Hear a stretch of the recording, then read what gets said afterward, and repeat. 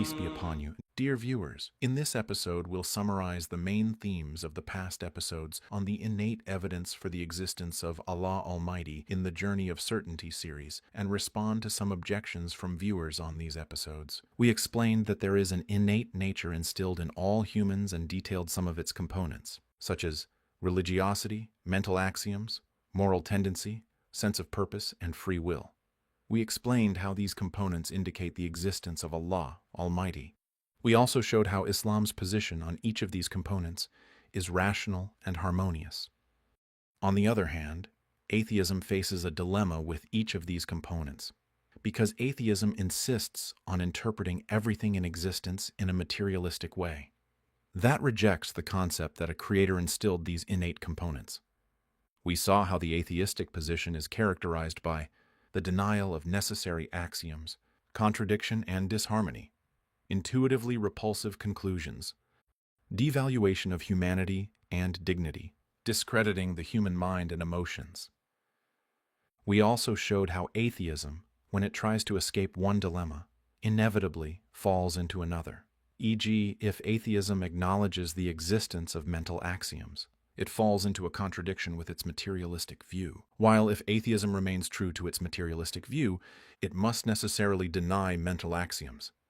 If atheism tries to evade its necessary result of immorality, it falls into a contradiction with its materialistic outlook.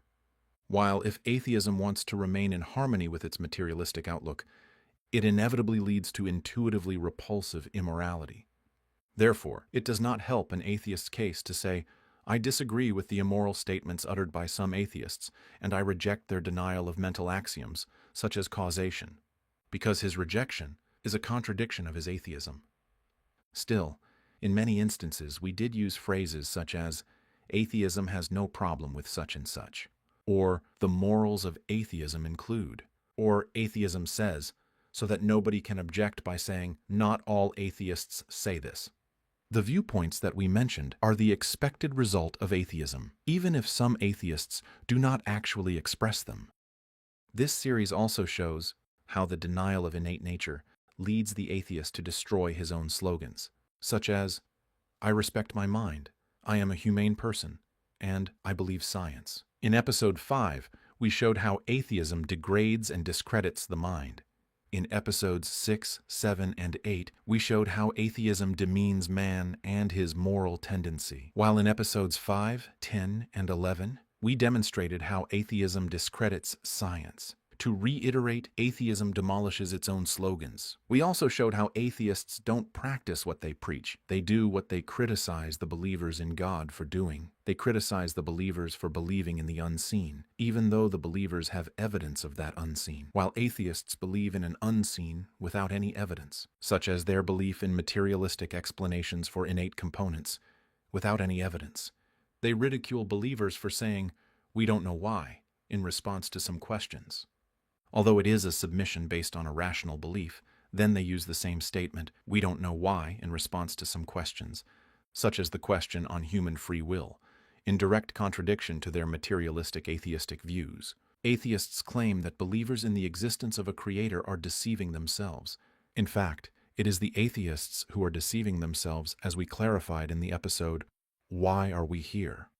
In conclusion, some Muslims have questions and doubts for which they don't have satisfactory answers, either because they're negligent in the search for answers from the appropriate sources, or because their faith was not built on solid foundations to begin with, or because of a major flaw in their methodology.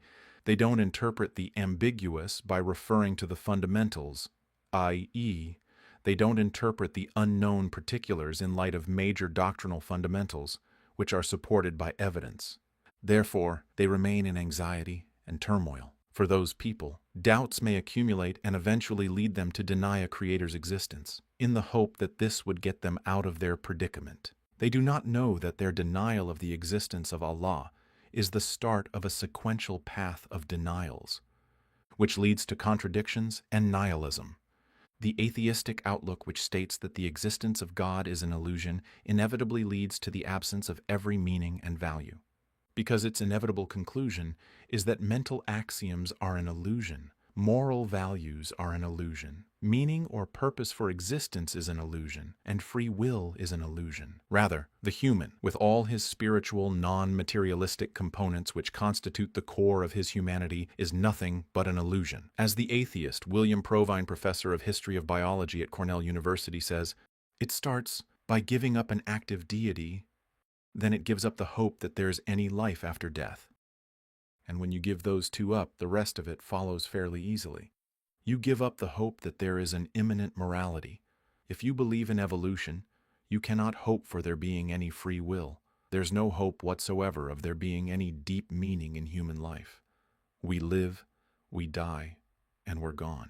Keep in mind, when you abandoned your religion, announced it to your friends, and celebrated the end of the questions and doubts that plagued you as a Muslim, keep in mind that you entered a deep, turbulent ocean of doubts, questions, and contradictions.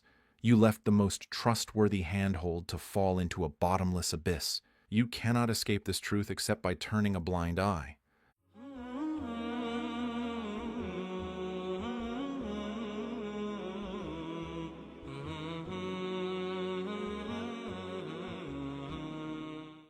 Now, dear viewers, let's answer some of the objections to the episodes thus far. First, I mentioned some verses of the Noble Quran throughout the episodes. Some said that an atheist shouldn't be addressed with the Quran. To begin with, this series is not only addressed to atheists and skeptics, but also to the believers to solidify their faith, as explained.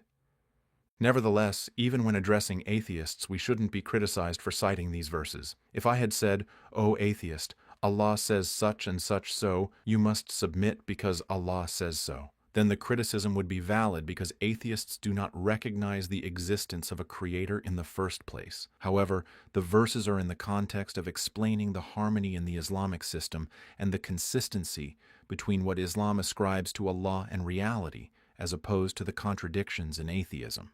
Harmony is evidence for truth, and contradiction is evidence for falsehood. If it had been from any other than Allah, they would have found within it much contradiction. More importantly, we should not say that an atheist should never be addressed with the Quran. Rather, many of the verses contain logical evidence for addressing atheists, as Allah Almighty says, "Were they created by nothing, or were they themselves the creators?" We reason with atheists using the rational argument in this verse, not because this testimony is in the Quran. We did not say, "Oh, atheist, the Quran says that Allah exists, so you have to believe that Allah exists." We didn't say that. Second objection. Some said, "You have deduced the existence of Allah, but Allah is the name of God in the Islamic perspective, whereas the extent of your arguments is to prove the existence of a creator." Your claim that you have proven the existence of the Islamic God, according to the objector, is a jump to an arbitrary conclusion that exceeds the verified evidence. The answer to this objection is that the episodes demonstrate both the existence of a creator, who oversees this universe, and some of his attributes that manifest in his creation. Only Islam gives the correct perception of the attributes of the overseer creator. In the altered books, such as the current Holy Book, the creator is described inappropriately, such as the story that he wrestled with Jacob until Jacob almost beat him, or that he rested after creating the heavens and the earth, etc. Such descriptions are inconsistent with the divine attributes of ability and wisdom, which we discussed in this series. In episode 6, for example, we mentioned that the existence of a creator with attributes of absolute perfection provides the foundation for the existence of immaterial values, such as goodness and truth, and establishes an absolute basis for morals. Therefore, the evidence does in fact indicate that when you prove the existence of a creator, he must be the creator in the Islamic concept, with attributes befitting his ability, knowledge, wisdom, and mercy, all of which necessitate his divinity and make him worthy of worship. So I did not exceed the verified evidence or jump to conclusions by mentioning Allah. Third objection, some said, you establish the validity of Islam on the invalidity of atheism, even though the invalidity of atheism does not necessarily mean the validity of Islam. In truth, I never made such a claim in the previous episodes. I did not establish the validity of Islam on the invalidity of atheism. The previous episodes are only the beginning of this series, which will extend, Allah willing, and what we've discussed thus far is only the innate evidence for the existence of Allah, with some other benefits here and there. Innate evidence is only one part of the evidence for Allah's existence. As for the other evidence for the validity of Islam, such as the prophethood of Muhammad, peace and blessings upon him, Islamic legislation, and that the Quran is the word of Allah, all this has not been discussed yet. Fourth, some people objected to listing some terms and quotes in English. In fact, this was deliberate for several reasons, such as establishing the credibility of some quotes, as some Darwinian and atheistic quotes are shocking and unbelievable, which may lead some to think that the original text must be different, and that we either misquoted or committed a translation error. So we quoted the text in its original language for better authentication. Sometimes we even list the English reference to make it easy for the viewer to look it up for verification and further research if desired, especially since many of the cited references aren't translated. Sometimes we provide English terms when there are no familiar Arabic translations in the scientific community. We list the terms in their original language so that the viewer can get the full meaning. Fifth objection. On the so-called Darwin's theory, I only discussed one specific aspect, which is the moral consequences of Darwinian evolution and the theory's explanation for innate components and some behaviors.